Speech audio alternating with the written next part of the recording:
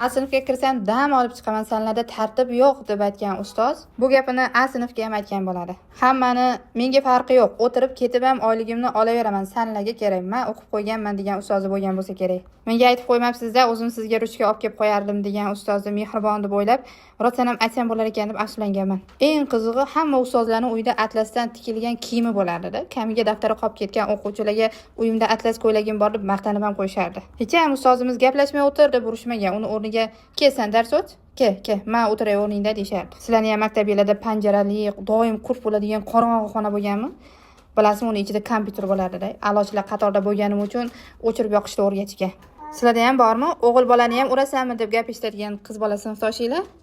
Uyalmaysanmi o'g'il bolani urishga deb urishardi. Dars bo'lmaydi, ustoz kasal ekan desa, boshqa ustoz chaqirib keladigan iflos ustozlarning erkatoyi bo'ladi. Terpilalik o'sha paytlardan paydo bo'lgan deb o'ylayman. Bizga ham ayt, biz ham ko'laylik degan ustozga qarab nima degansizlar?